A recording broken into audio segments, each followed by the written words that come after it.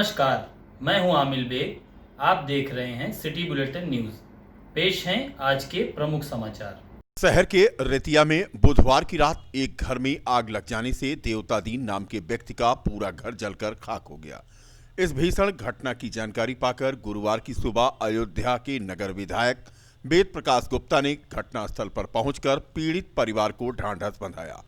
विधायक ने अग्नि पीड़ितों को ठंड से बचाव के लिए कंबल, अंग वस्त्र, बर्तन, अनाज, नकद सहायता राशि व अन्य गृहस्थी के सामान राहत सामग्री के रूप में सौंपा। दूरभाष पर जिला प्रशासन से बात करके विधायक ने पीड़ित परिवार को प्रधानमंत्री आवास योजना का लाभ दिलाने का निर्देश दिया। साथ ही शासन से अन्य सहायताओं के बारे में भी जानकारी लेकर उन्हें पूरा करने का निर्देश दिया।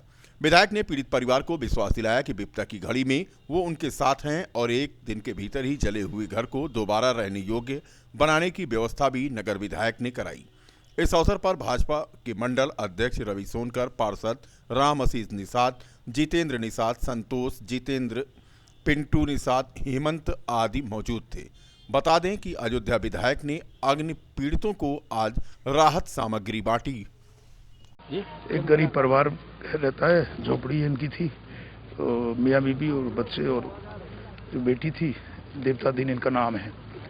रात में आग लग गई और बहुत दुखद हादसा है, कुछ बचा ही नहीं है, सब जल गया। फिलहाल मैंने एसडीएम से कहकर लेखपाल के द्वारा सब जांच कराई है। जो सहायता होगी सरकारी स्तर पर माननीय मुख्यमंत्री जी की ओर से वो हम कराएंगे और इनको एक आवास, मैंने भी बात की है, इनको एक आवास भी हम लोग दिलाएंगे मुख्यमंत्री आवास योजना में। साथ ही जो भी और सहायता स्थानीय स्तर पर और सब लोगों से हो सकती है कराने का काम करेंगे। परिवार में कितने जन हैं हैं और क्या करते थे?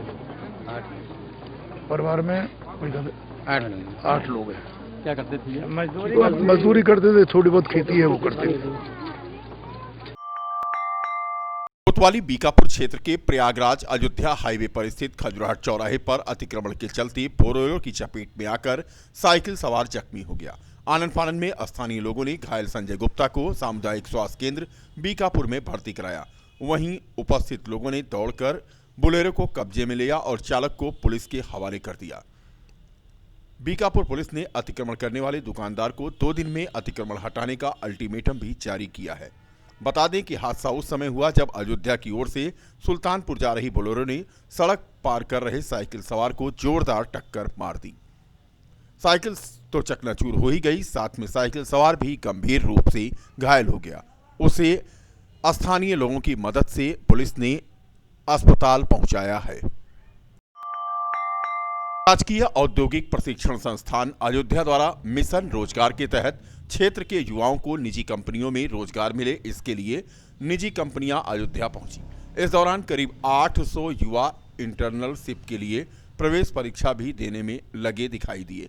बताया गया है कि मिशन रोजगार के तहत चयनित युवाओं को 9500 से 13,500 रुपए तक का स्टाइपेंड भी मिलेगा। ITI में अभ्यर्थियों की प्रवेश परीक्षा चल रही है। इस दौरान सोशल डिस्टेंसिंग का ख्याल प्रवेश परीक्षा में कहीं भी रखा गया ऐसा नजर नहीं आया। हालांकि ITI परिसर में एक साथ भारी संख्या में अभ्यर्थियों के पहुंचने से कोरोना संक्रमण का खतरा बढ़ सकता है। वहीं जब पत्रकारों ने सेवायोजन विभाग के जिला मंडल प्रभारी प्लेसमेंट से बात की तो उन्होंने बताया कि कोविड-19 के प्रोटोकॉल की अनदेखी नहीं की गई है। उन्होंने कहा कि अभ्यर्थियों को मास्क लगाए जाने के निर्देश दिए जा चुके हैं, परंतु हकीकत में कुछ और ही सामने आया। तस्वीरों में आप देख सकते हैं कि लोग बिना मास्क के ही भीड़ की शक्ल में ITI परिसर में दिखाई दिए। उत्तर प्रदेश सरकार माननीय मुख्यमंत्री जी के आह्वान पर ये मिशन रोजगार के तहत आज रोजगार का अवसर पर कुल 5-7 कंपनियां आई हुई हैं, जिसमें से प्रमुख रूप से Shriram pistons and rings Bhiwadi से हैं, सुप्राजित इंजीनियरिंग लिमिटेड नोएडा से है, SC press component private limited Aurangabad से है, महाराष्ट्र से, और ऐसे ही अनेक सारी कंपनियां आई हुई हैं। प्रतिभागी तो पूरे उत्तर प्रदेश ही नहीं, बाहर के प्रांत से भी आए हुए हैं। लगभग हम समझते हैं करीब 700-800 बच्चे आए हुए हैं आज, और अभी प्रोसेस में है। ये नहीं बता सकते कितने बच्चे सिलेक्ट हुए फाइनली, जो अभी प्रोसेस में है और शाम तक चलता रहेगा। ये टेस्ट भी हो रहा है ट्रेन टेस्ट जो बच्चे पास कर लेंगे उसके बाद उनका एक साक्षात्कार होगा और साक्षात्कार में असफल होते हैं तो उनका फाइनल सिलेक्शन यहीं से हो जाना है। सोशल डिस्टेंसिंग का पालन हो रहा है, कोविड के प्रोटोकॉल जो है मेंटेन हो रहे हैं, जितने बच्चे आ रहे हैं मास्क लगाने के लिए निर्देशित किया गया है। में लगभग 150 से 200 बच्चे बैठ जाते हैं। रामनगरी में भी अब फैशन शो आयोजित होने जा रहा है। Mister miss and mrs Uttar Pradesh era season 1 22 जनवरी से 24 जनवरी तक आयोजित किया जाएगा। 24 जनवरी को अयोध्या के ड्रीमलैंड होटल में ग्रांड फिनाले होगा। यह एक इंटरनेशनल लेवल शो है जिसमें पूरे देश के पार्टिसिपेट करेंगे। इस कार्यक्रम में इंटरनेशनल सेलिब्रिटी हिमांशु खुराना भी शामिल होंगी। सेलिब्रिटी जज जूरी पैनल में AMTV के Sagar Anand, international beauty pageant Guddu Rupani भी शामिल रहेंगी। इसके साथ ही Miss United Nation 2018 Saina Sansara भी जजमेंट के लिए उपस्थित रहेंगी। कार्यक्रम के ऑर्गेनाइजर तन्य सहगल, तारिक खान, को ऑर्गेनाइजर स्नेहा गुप्ता व स्नेहा मिश्रा हैं। इस फैशन शो को मिस्टर साहब आलम व अभिषेक गुप्ता डायरेक्ट करेंगे। ऑर्गेनाइजर ने कहा कि अयोध्या में ऐसा कभी फैशन शो नहीं हुआ होगा। इस फैशन शो को अयोध्या म्यूजिक फेस्टिवल और एवरग्रीन रेस्टोरेंट स्पॉन्सर कर रहे हैं। देश के कोने कोने से आए पार्टिसिपेंट अयोध्या का कल्चर थीम भी दिखाएंगे। इस शो के जरिए अयोध्या के बारे में बताया जाएगा। फैशन शो में 4 राउंड होंगे। इसके अलावा एक अवार्ड नाइट भी है। इस अवार्ड नाइट में अयोध्या से और यूपी के जो भी इस कैटेगरी में आते होंगे उनको जोड़ी पैनल और हिमांशु खुराना के माध्यम से अवार्ड भी दिया जाएगा। लोगों को बताना चाहते हैं कि अयोध्या में यहाँ पे शो हो रहा है, जो नेक्स्ट लेवल पे शो हो रहा है। इसमें हिमांशी खुराना, सागर आनंद और जैसे मेरे जैसी जूरी पैनल हम लोग यहाँ पे आने वाली है करके। अयोध्या में आज तक ऐसा कोई भी शो नहीं हुआ है, इतने नेक्स्ट लेवल पे नहीं हुआ है जो नेशनल लेवल पे। ये है miss and mister Uttar Pradesh 2021 है करके, पर इसके जो कंटेस्टेंट्स आ रहे हैं वो ऑल ओवर इंडिया के आ रहे हैं, मतलब भारत के आ रहे हैं। तो ये एक नेशनल प्लेटफॉर्म है करके, जो आज तक लोगों को नहीं पता है कि वो हो रहा है करके। जी क्या कह रहे हैं? कार्यक्रम कब आपका है ये? हाँ, ये कार्यक्रम 22 से चालू हो जाएगा। 22-23 हमारा ग्रूमिंग सेशन रहेगा, जिसमें हम बच्चों को अलग अलग ट्रेनिंग दिए जाएंगे, अलग अलग राउंड्स होंगे, अलग अलग हमारे उनके जो परफॉर्मेंस पे हम जजेस किए जाएंगे करके। 24 को हमारे यहाँ पे ग्रैंड फिनाले नाइट है करके, ठीक है? हाँ जी, प्लेस क्या होगा? हाँ, बेदीज ड्रीमलैंड करके। अच्छा हाँ, वेन्यू हमारा वो रहेगा बेदीज ड्रीमलैंड करके।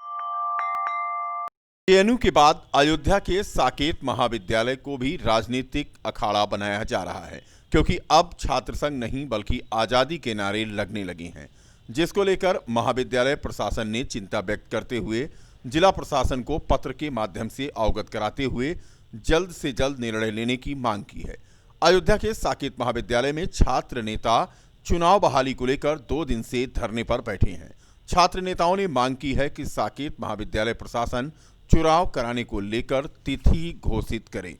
महाविद्यालय में 2 दिन से विगत 2 दिन से धरना चल रहा है। आमरण अनशन पर हम लोग बैठे हुए हैं, बहुत सारे हमारे छात्र नेतागण बैठे हुए हैं, लेकिन महाविद्यालय में तानाशाही रवैये का जो प्रदर्शन चल रहा है, माननीय प्राचार्य महोदय जी और माननीय चीफ प्राक्टर महोदय जी ये अंकुशता का ये प्रमाण दे रहे हैं कि हमारे यहाँ छात्र संघ जो हो रहा था उसको हम करवाने के लिए सक्षम नहीं है। ये अपनी एक जो गरिमामय कुर्सी है उस कुर्सी को धूमिल करने का काम कर रहे हैं। निवेदन यही है कि जब तक छात्र संघ चुनाव को बहाल नहीं करेंगे, हम छात्र नेता यहीं पर बैठे रहेंगे और तब तक बैठे रहेंगे जब तक कि छात्र संघ चुनाव की कोई एक निश्चित अवधि डेट नहीं आ जाएगी, समय नहीं आ जाएगी, सारणी नहीं आ जाएगी और हम लोग को एक लिखित आश्वासन नहीं मिल जाएगा, तब तक हम लोग यहीं संघर्ष करेंगे। साकेत महाविद्यालय के प्राचार्य नंदेश्वर पांडे के मुताबिक कोविड-19 के कारण देर से परीक्षा होने के बाद नए सत्र पर एडमिशन की प्रक्रिया का उन्होंने हवाला देते हुए बताया कि जब तक सभी विभागों में एडमिशन की प्रक्रिया पूरी नहीं कर ली जाती तब तक चुनाव करा पाना संभव नहीं है। इसके लिए जिला प्रशासन को 2 बार पत्र के माध्यम से सूचित किया जा चुका है, लेकिन अभी तक जिला प्रशासन ने किसी भी प्रकार का निर्णय नहीं लिया है।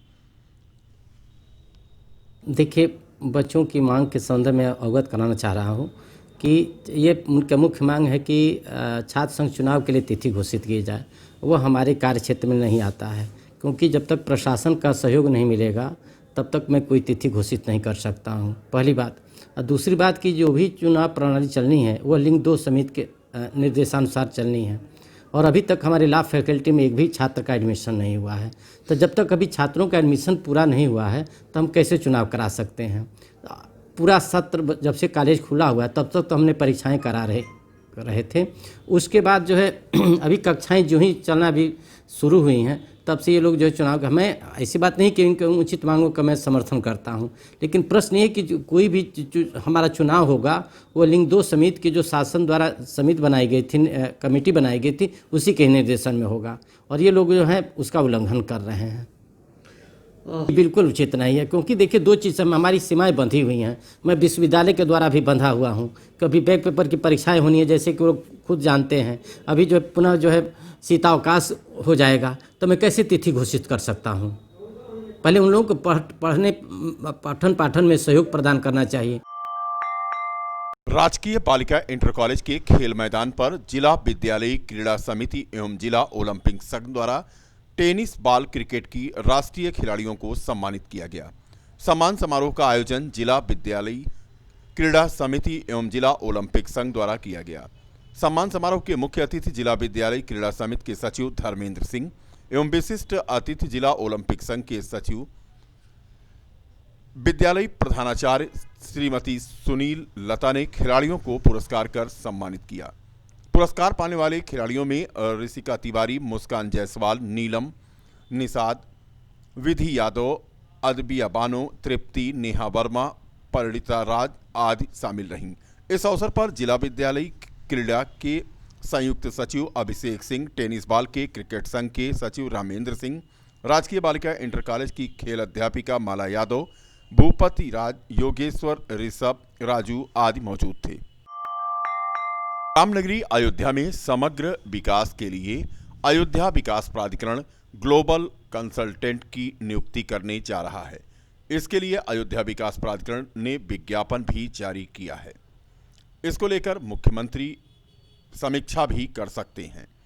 अयोध्या विकास प्राधिकरण के बीसी और अयोध्या नगर निगम के नगर आयुक्त विशाल सिंह को लखनऊ बुलाया गया है। विशाल सिंह ने बताया कि अयोध्या के समग्र विकास को लेकर अयोध्या विकास प्राधिकरण अयोध्या में अंतर्राष्ट्रीय कंसल्टेंट का सहयोग लेने के लिए एक विज्ञापन जारी किया है। जल्द ही ग्लोबल कंसल्टेंट अयोध्या में नियुक्त किया जाएगा, जो अयोध्या के 153 स्क्वायर किलोमीटर के विकास क्षेत्र को विकसित करने का काम करेगा। अयोध्या के विकास को लेकर जो परियोजनाएं शासन द्वारा निर्धारित की जा रही हैं और जो प्रयास है उसमें एक समग्र विकास का खाका खींचा जाना है, ताकि जो भी निर्माण या जो भी विकास की परियोजनाएं बनाई जाएं उनका सबका समेकित लाभ जनता को और श्रद्धालुओं को मिल सके।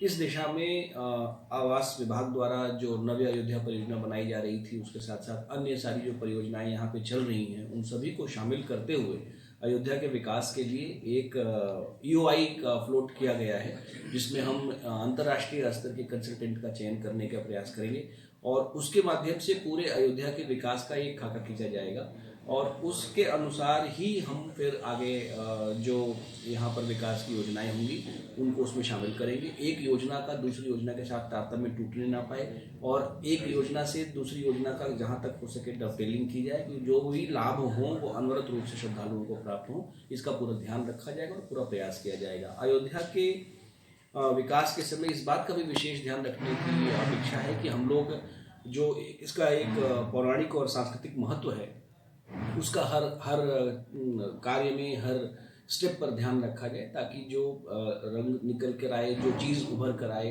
वो अयोध्या की पौराणिकता के समान हो और यहाँ के जो महत्व है उसके समान हो और एक अंतर्राष्ट्रीय कल्चरल कैपिटल और टूरिस्ट के हिसाब से और धर्म के हिसाब से एक रिलीजियस कैपिटल के रूप में उभर कर सामने आए। अयोध्या जनपद में सैन्य शहीद स्मारक सेवा ट्रस्ट द्वारा 1971 भारत पाकिस्तान युद्ध में विजय प्राप्ति के अवसर पर स्वर्ण जयंती वर्ष पर चौक स्थित सैनिक शहीद स्मृतिका अमर जवान मंगल पांडे शहीदों को पुष्पांजलि अर्पित कर उन्हें श्रद्धांजलि दी गई। वीर नारी पराक्रमी सैनिकों का सम्मान किया गया। इस अवसर पर मुख्य अतिथि के तौर पर दशरथ गद्दी के महंत ब्रिजमोहन दास व विशिष्ट अतिथि ब्रिगेडियर कमांडर मुकेश तिवारी और महिला थानाध्यक्ष कुमारी रत्ना ने शहीद स्मृतिका पर पुष्पांजलि किया। इस कार्यक्रम की अध्यक्षता नौरंग सिंह व पूर्व पुलिस उपाधीक्षक ने किया। इस मौके पर समाजसेवी डॉक्टर रानी अवस्थी ने अतिथियों का स्वागत किया। अंग वस्त्र देकर यहां लोगों को सम्मानित किया गया। इस अवसर पर सभी रिटायर्ड सैनिक व सैन्य शहीद स्मारक सेवा ट्रस्ट के सचिव एवं मीडिया प्रभारी शरद सिंह आदि लोग मौजूद रहे। 1991 में जो युद्ध हुआ था भारत पाकिस्तान के बीच में और जिसमें कि भारत ने विजय प्राप्त किया था, उसी का विजय दिवस हम मना रहे हैं। ये 50वीं वर्षगांठ है, गोल्डन जुबली है, तो हम उसको यहाँ पर मना रहे हैं। ये शहीद मंगल पांडे चौक के नाम से विख्यात है और यहाँ पर ये शहीद स्थल है। यहाँ पर हम लोग पुष्पांजलि अर्पित करते हैं। यहाँ हम लोग आते हैं, कोई भी जो हमारे शहीद हुए हैं उनके नाम पर हम यहाँ पर हमेशा आकर के हर अवसर पे आकर के शहीद दिवस पर हम पुष्पांजलि अर्पित करते हैं। तो आज हमारा ये पुष्पांजलि कार्यक्रम था, लेकिन मैं एक चीज़ निवेदन करना चाहूँगी कि मैं इस पुष्पांजलि कार्यक्रम में और लोगों की भागीदारी हमारे फैजाबाद वासियों की होनी चाहिए, जो कि नहीं होती है। दूसरी बात है कि इसका निर्माण भी होना चाहिए। हमारी जो सरकार है, हमारी उत्तर प्रदेश सरकार जी है, वो हमारे सेनानियों के प्रति बहुत ही भावुक है और बहुत ही संवेदनशील है। वो काम भी करना चाहती है, उसकी भावनाएं बहुत अच्छी हैं, लेकिन इसका आप देख रहे हैं कि किस तरह से इसका जो पुनः निर्माण होना चाहिए वो अभी नहीं हो पाया। उसके लिए हम लोग प्रयासरत हैं और हम लोग शीघ्र इसके लिए हम लोग प्रयास करेंगे कि इसका पुनः निर्माण हो। आज के लिए बस इतना ही। कल फिर मिलेंगे इसी समय इसी चैनल पर। तब तक के लिए नमस्कार।